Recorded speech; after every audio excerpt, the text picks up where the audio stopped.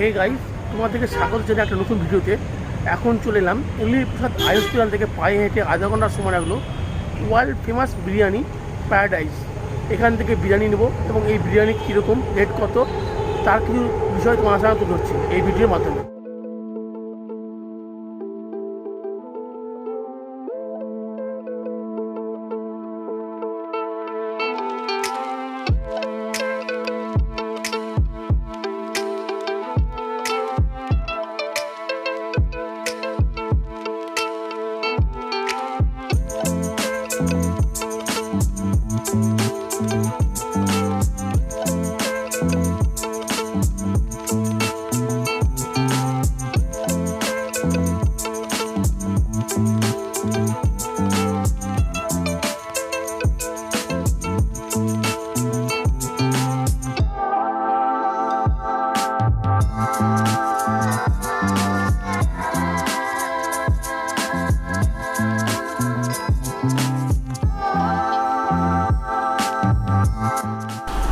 আমাদের এই সিনেমা জগৎ এবং ক্রিকেট জগতের কিছু বিখ্যাত বা ফেমাস ব্যক্তি যারা এই বিরিয়ানির স্বাদ নিয়ে গেছে।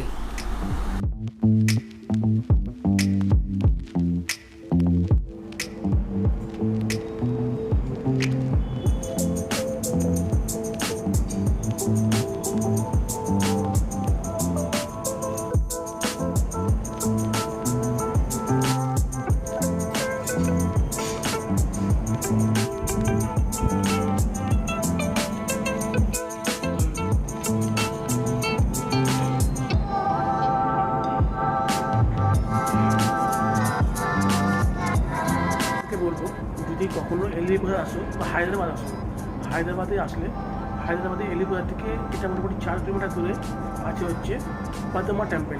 পাশেই হচ্ছে পাদমা টেম্পল। পাদমা টেম্পল দর্শন করবে। দর্শন করার পর এখান থেকে যাওয়ার পথে এখানে চলে আসবে প্যারাডাইস, যেটা পেঁয়াজ ওয়ার্ল্ড ফেমাস বিরিয়ানি।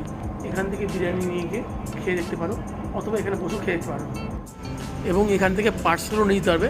তো আমি এখন রয়্যাল চিকেন বিরিয়ানি একটা পার্সেল করলাম, যার দাম পড়ছে 239, 239 টাকা, এবং ঘরে নিয়ে যাবো, ঘরে গিয়ে খেয়ে দেখবো কেমন হচ্ছে এটা, এবং তোমাদেরও জানাবো।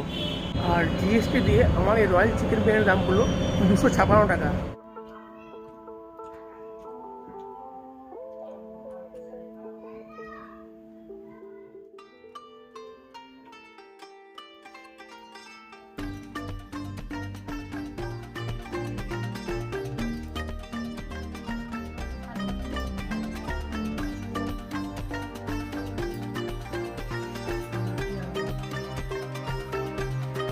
প্যারাডাইস থেকে যে ওয়ার্ল্ড ফেমাস বিরিয়ানি প্যারাডাইস থেকে যে খেলাম, সেটা মানে ডিশের কোয়ালিটি বা গুণগত মান হিসেবে ভালো ছিল, কোনো রিচ ছিল না, খেতেও ভালো ছিল, কিন্তু দাম অনুযায়ী একটুখানি বেশি লাগছে।